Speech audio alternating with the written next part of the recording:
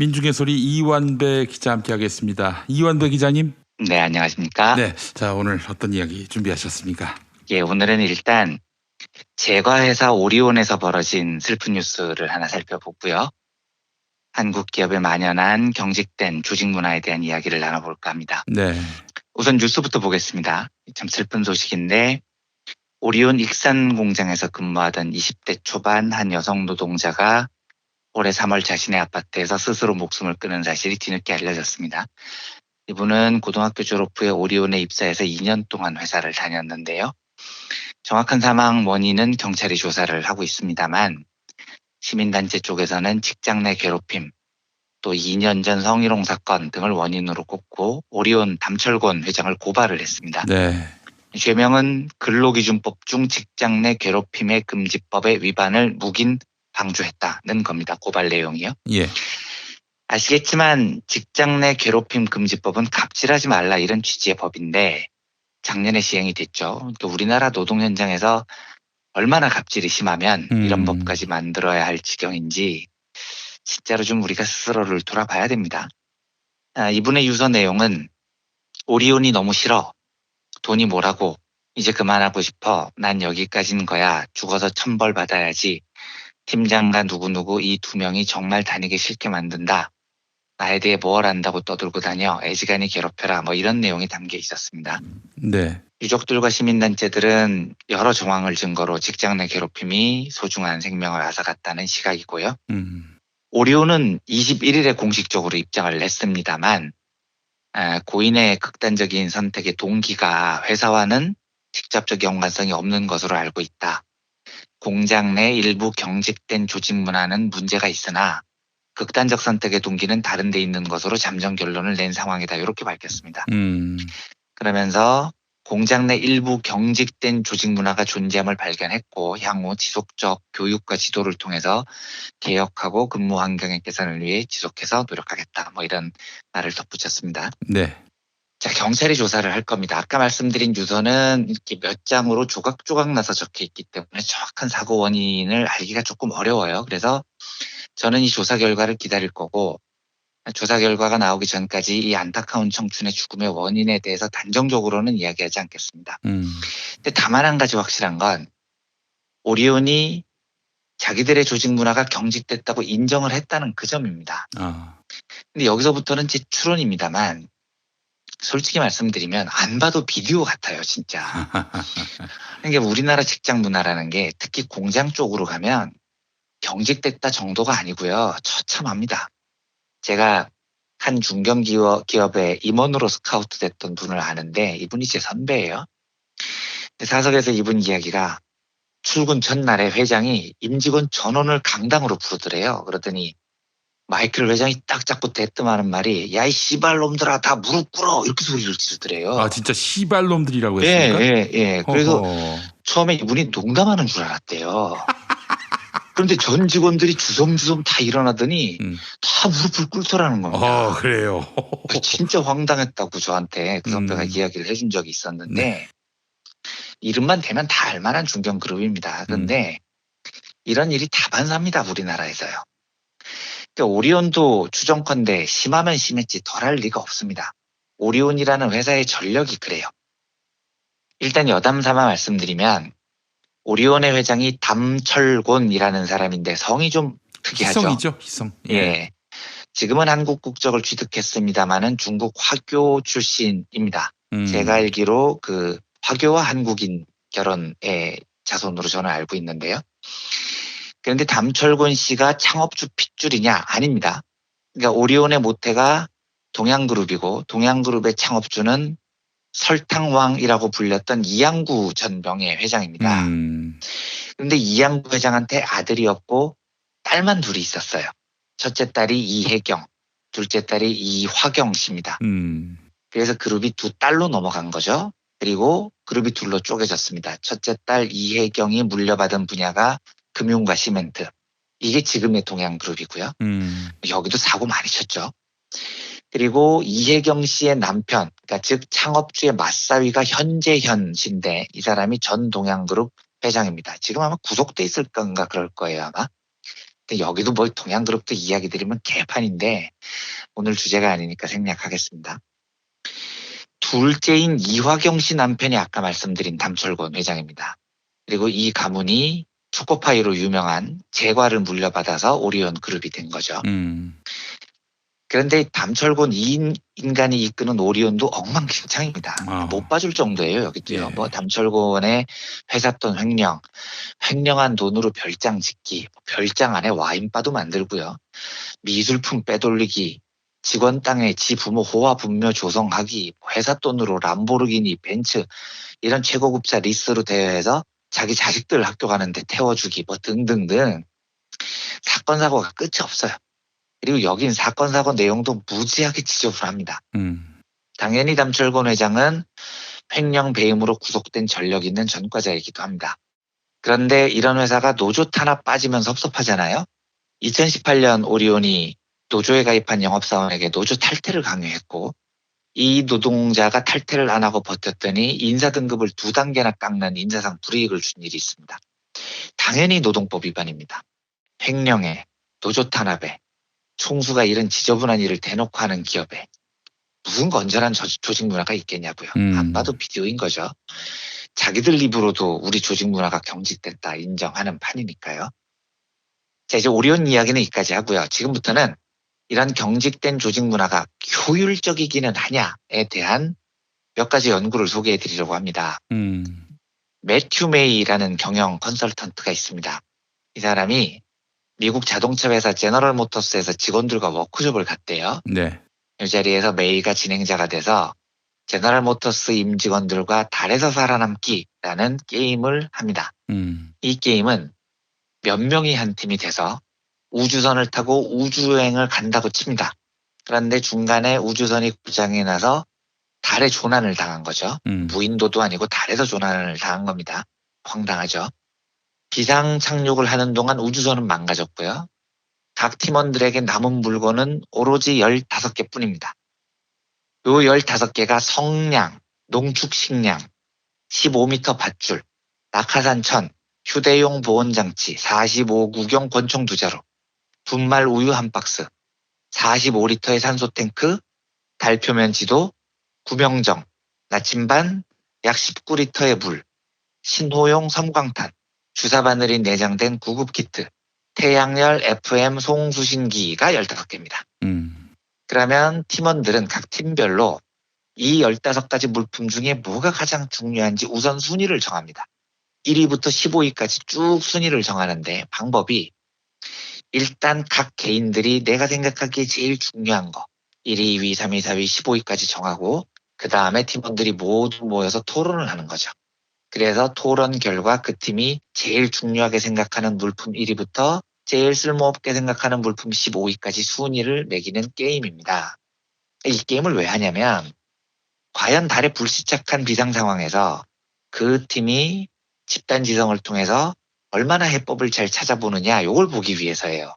그러니까 사실 이 15가지 물건 중에서는 달에서 꼭 필요한 물건도 있고요. 전혀 필요 없는 물건도 있습니다. 그리고 이 게임은 나사, 미 항공우주국이 개발한 게임입니다. 그러니까 정답이 있어요. 뭐가 제일 중요하고 뭐가 제일 덜 필요한지요. 그래서 토론 끝에 각 팀이 답을 내면 나사가 정한 정답에 가까운 답을 낸 팀일수록 조난을 당했을 때 살아남을 확률이 높고 집단 지성이 잘 발휘된 거죠. 그러니까 예를 들면 성냥이요. 이거는 달에서 쥐뿔도 필요가 없는 겁니다. 안 켜지거든요. 산소가 없어서. 네. 이건 15등입니다. 나사가 매긴 그 점수로는요. 네네. 나침반 역시 필요 없습니다. 나침반은 지구 전체가 큰 자석이어서 기능을 하는 건데 네. 달 표면의 자장이 매우 약하대요. 그리고 지구하고 또 다르다네요. 여기가요. 휴대용 보온장치 이런 거 고르면 안 된다는 거죠. 뭐 전 잘 모르는 이야기지만 달의 밝은 쪽이 무지하게 뜨겁답니다. 뭐 필요가 없다는 거고요. 분말 우유, 분유인데 이런 것도 잘못 고르면 큰일 난다는 겁니다. 왜냐하면 달에서 조난당했을 때 제일 필요한 것 중 하나가 물인데 이 물이 나사가 꼽은 꼭 필요한 물건 2위예요. 근데 분유는 물에 타먹어야 되잖아요. 그러니까 이거 잘못 먹으면 물을 낭비하게 되죠. 반면에 나사가 꼽은 제일 중요한 거 산소, 물, 달표면 지도 이런 것들이 높은 순위에 있습니다. 나사 말이 그렇다는 겁니다. 그런데 매튜 메이가 워크숍에서 애초에 팀을 가를 때 팀장급 리더와 중간 관리자들과 맨 말단 직원들이 골고루 섞이게 팀을 만들어요. 그리고 이런 팀 15개를 만들어서 달에서 살아남는 게임을 합니다. 단 메이가 고안한 이 게임에 함정이 하나 있습니다. 메이의 이 게임은 GM의 15개 팀 중에 어느 팀이 과연 불시착한 달에서 살아남느냐, 어떤 팀이 집단지성이 뛰어났냐, 이걸 보려는 게 아닙니다. 게임 전에 15개 팀에서 맨 막내들, 말단 직원들을 몰래 불러냅니다. 그리고 이 게임의 정답과 왜 그런지 설명도 알려줘요. 잘 들으세요. 달에서 제일 필요 없는 게 성냥이에요. 그거는 15등이고요. 제일 필요한 건 1위, 산소고요. 이런 식으로 다 알려준 겁니다. 그리고 말단 직원들한테 게임 시작하면 막 고민하는 척을 하다가 게임 중간에 여러분 제가 정답을 찾아냈습니다. 이렇게 외친 다음에 지금 제가 알려준 설명을 팀원들한테 쭉 하세요. 이렇게 미리 지시를 해둔 겁니다. 그러니까 그 팀 중에 말단 직원만 정답을 정확히 알고 들어가는 거죠. 지금 메이가 보려는 건 이겁니다. 말단 직원이 완벽한 정답을 알고 있을 때 팀장과 중간 관리자가 섞여 있는 그 팀은 과연 막내 직원의 합리적인 설명에 따라서 불시착이라는 거대한 위기를 극복할까요? 그러니까 막내가 말하는 정답을 수용하느냐는 겁니다. 과연 윗사람들이요. 한 팀도 정답을 못 맞췄습니다. 말단 직업이 정답을 알고 있고요. 그 설명도 매우 합리적으로 했는데 그 어떤 팀도 말단 직원의 정답을 채택하지 않았다는 겁니다. 왜냐하면 팀장과 말단 직원의 생각이 다를 때 팀장이 말단의 생각을 찍어 눌렀다는 겁니다. 네가 뭘 알아 이씨 건방지게 뭐 이런 식이었다는 거죠. 그래서 15개 팀이 전멸을 해요. 정답을 알고 있는 말단 직원이 있었는데도요. 이게 미국 GM 이야기입니다. 그런데 이걸 우리나라에서 했으면 어땠을까요? 제 장담하는데 15개 팀이 아니라 150개 팀이 해도 거의 전멸할 겁니다. 왜 장담하느냐? 앞에서 언급했지만 우리나라는 작년에 직장 내 괴롭힘 방지법이라는 게 시행됐습니다. 직장에서 지위 또는 우위의 관계를 이용하여 다른 노동자에게 신체적 정신적 고통을 주는 행위를 금지하는 법입니다. 그러니까 평소에 이런 행위들이 얼마나 극심했으면 법까지 만들어졌겠냐고요. 우리 다 알잖아요. 대한항공 조간의 일가부터 시작해서 진짜 상 또라이들이 경영을 합니다. 그럼 그 밑에서 살아남은 간부들 대부분 똑같은 상 또라이 짓을 합니다. 중견기업 오너가 전체 임직원 모아놓고 머려줘야 하면서 씨발놈들 무릎 꿇어 이런다니까요. 그럼 이런 나라에서 아무리 밑에 노동자들이 정답을 알아도 그 답이 채택되겠냐고요. 어디서 건방지게 대리가 나서고 지랄이야. 이러면서 땅콩이나 물컵을 던지겠죠. 그렇죠. 네? 예. 그래서 대한항공 조원태 회장님, 그 남매 조연아 씨, 조현민 씨. 내가 장담하는데 니들 셋은 달에 조난되면 확실히 죽습니다. 명심하세요. 네, 진짜 니들 셋이 제일 먼저 죽습니다. 부하 직원이 회장님 달에는 산소가 없어서 성냥이 필요 없습니다. 이러면 조원태가 네가 뭘 알아? 내가 조원태다 어쩔래 개새끼야 이럴 텐데 어떻게 그 의견이 받아들여지겠습니까? 참고로 내가 조원태다 어쩔래 개새끼야 이건 진짜로 조원태 씨가 공개석상에서 한 말이에요. 그 말을 제가 그대로 지금 한 겁니다. 이런 인간들이 무슨 기업을 경영을 합니까? 그러니까요. 그러니까요. 네. 한심한 거죠. 네. 자, 마지막으로 하나만 더 해보겠습니다. 요즘 다른 연구인데요. 이 연구는 이사벨 리드 햄머라는 프랑스 국립보건의료연구소 소속 연구 책임자의 연구입니다.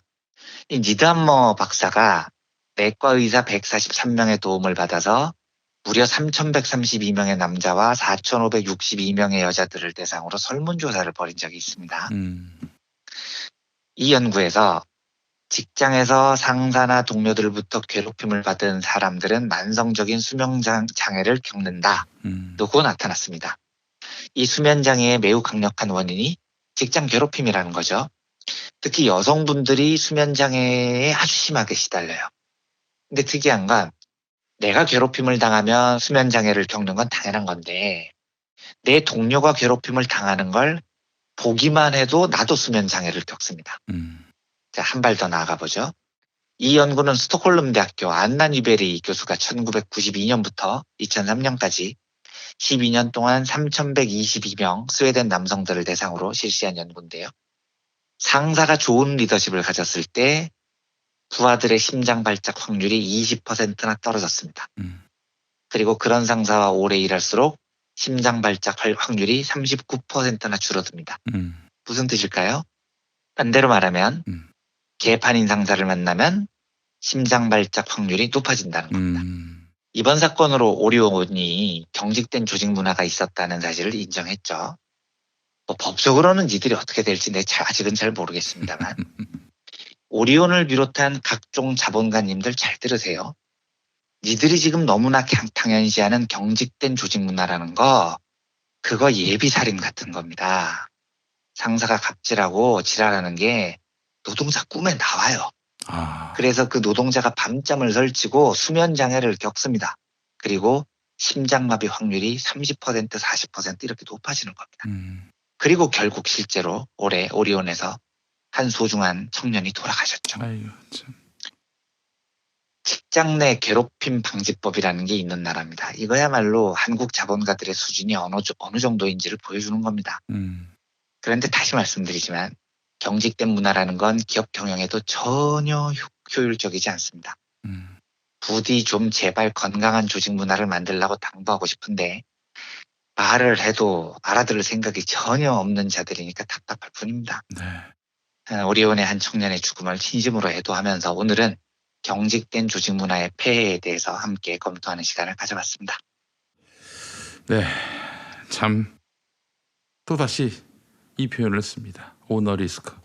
그렇죠. 아니, 저 오너들만 다 모아가지고 우주로 보냈으면 좋겠어요. 정말요. 예. 그래도 대한민국 기업은 도리어 발전을 할 겁니다. 정말 훨씬 잘 굴러갑니다. 진짜로요. 네. 어디 뭐 하여간 대화와 소통도 안 되는 밥상머리 교육부터 안 돼 있는 애들이 무슨 기업을 경영한다고 공동체를 운영한다고 진짜 웃기는 이야기입니다. 네. 우습고 한심하고 답답할 노릇입니다.